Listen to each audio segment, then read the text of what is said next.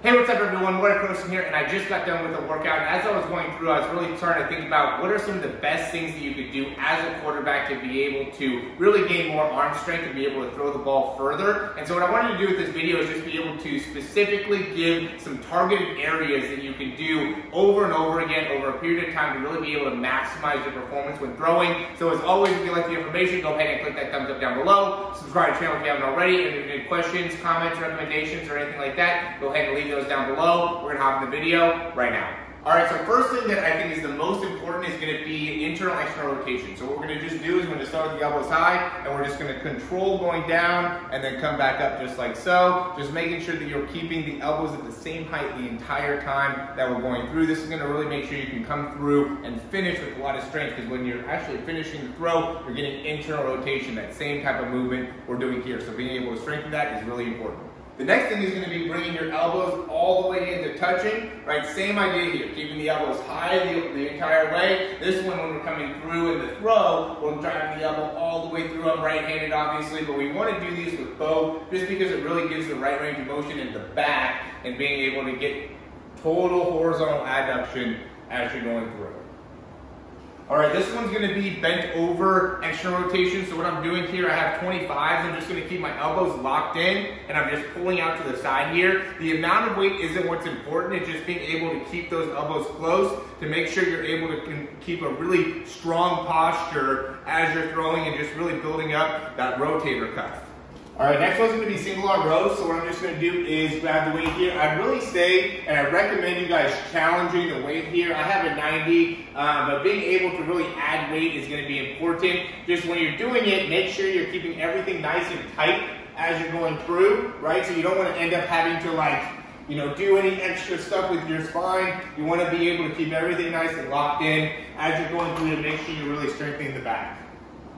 Next thing is gonna be a way to strengthen your grip. So I got this thing, I'm gonna actually leave a link below if you guys wanna get it. It's just something where you can squeeze on all your fingers. I liked it to be able to strengthen my throw. You don't have to use this, you can use just like a dumbbell, you could hang from a pull-up bar. There's a lot of different ways you can strengthen your grip. They also have like the scrunchers that you could use, but you do want to have something that you're doing that will help you in strengthening the grip, just because it'll really make sure that you're able to hold on to the ball with a lot of strength and also create a lot of wrist flick as you're finishing through. So this is something that builds up the forearm strength and the finger strength, which I think is super important.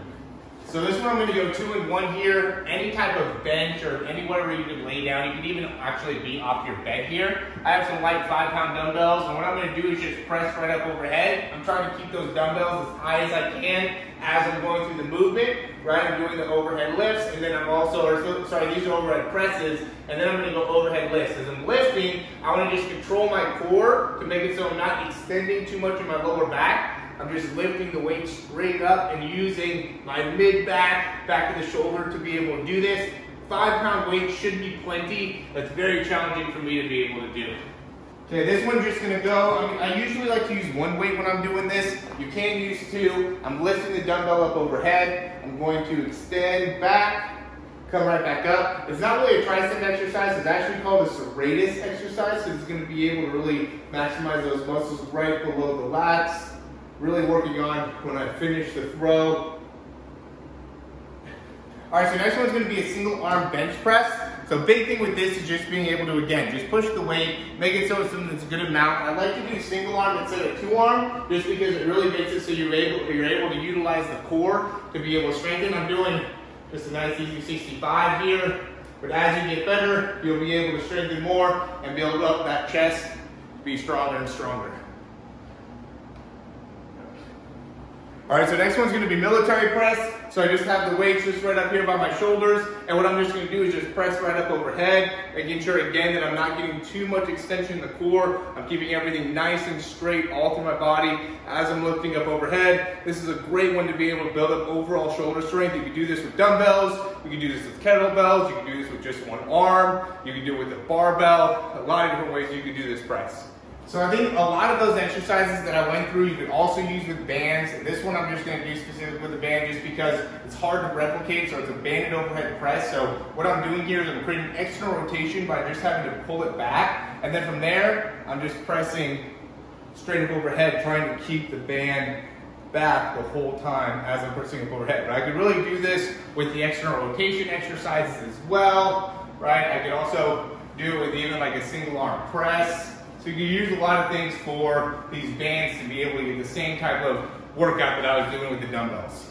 All right, big thing with pull-ups that I would say here is you want to make sure to get your thumbs underneath. You don't want your thumbs to be up top here. You just got to go up underneath, going through. Being able to do pull-ups, I think it's super important to be able to strengthen up the lats. There's a lot of quarterbacks that struggle with being able to do pull-ups, and those same type of quarterbacks also struggle with some of the key things of being able to throw the ball really far. So really make sure that you're strong all through the shoulders, and the lats are a super huge muscle that's a part of your back to be able to really strengthen your overall throw.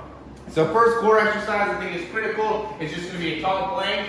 Just staying with your hands right underneath your shoulders, being able to hold this for at least 3 minutes, I think is necessary to be able to really build up the shoulder strength needed and the core strength needed to be able to throw the ball far.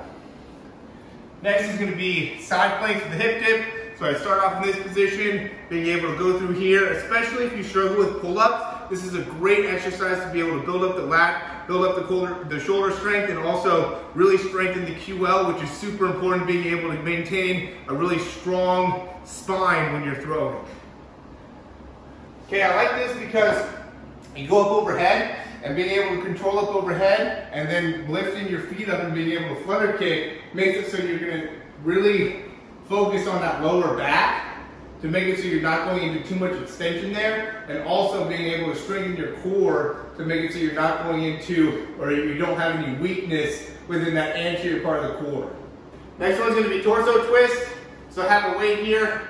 I have my feet slightly off the ground, and I'm just rotating side to side through my core. This is a great one to be able to get more rotation, strengthen up the obliques, and make it so you're really, again, strong through the midsection. If you don't have strength in your core, it's going to be hard to be able to throw the ball far. All right, next one's going to be just crawl. So I'm going to be starting with my knees pretty close to the ground, and I just want to be crawling forward and back. Right, being able to go opposite arm, opposite leg, being able to coordinate that movement makes it so you're able to really feel when you're able to lengthen and shorten through the rotational line of your shoulder to your hip. So this is a super important movement to be able to really use your leverage correctly when you're throwing. All right, so this is going to be super important to be able to really create that rotation off that back leg. So I'm really working on being able to load onto my back leg with the medicine ball, and then from there I'm going to use my back leg in order to drive it into the wall.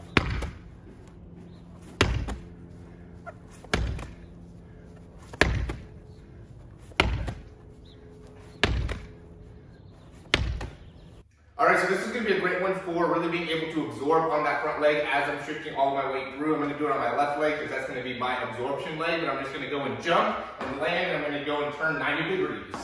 And I'm just going to do that every direction, right, all 4 ways, and then I'm going to go back the other way. So just one set is going to end up being 8 jumps, being able to stabilize all the way through, all right? And then I'll just go on to the other leg. All right, really any type of plyo is going to be good to do here. What I'm just going to do is I'm going to land on one leg, jump up. If you're not familiar with plyos, I would start with just doing 2 legs, so land, then jump from there, right? But I'm going to go here, land on one leg, jump up, try to spend the least amount of time as I can. I'm really bending through my knees, bending through my ankles on each one. I usually alternate, and I'll do like 10 on each side, just being able to, again, work on that absorption and work on my ability to really push off with a lot of force out of my feet. All right, another good one here is just going to be lateral jumps over the box. So what I'm doing here is another type of plyo, but I'm trying to work on my lateral explosion here. And when I land, I want to try to spend the least amount of time on the ground as I possibly can.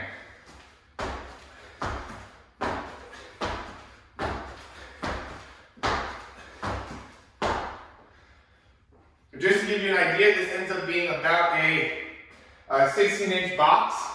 All right, as always, thanks for watching, guys. I left a couple links down below to one, either subscribe to the Throw program, which will give you better access to all these workouts more consistently if you want something to be able to follow. I think that's a great thing to be able to actually have a regimen that you're able to do every single day. But also, if you have any desire or need to be able to get a band, a dumbbell, or any of the other equipment needed within the actual workout, a med ball, those will all be in the link down below. I think those will really help you in being able to get, again, a consistent regimen going. If you don't have the access to weights or to bands, it's super important to be able to have that, to be able to strengthen yourself. They're all like 12 bucks. I got you guys all the best deals to make sure that you're able to really save from a money perspective, but also get the most results to make it so you can actually throw the ball further and see some improvement. So as always, thanks for watching. We'll talk to you soon.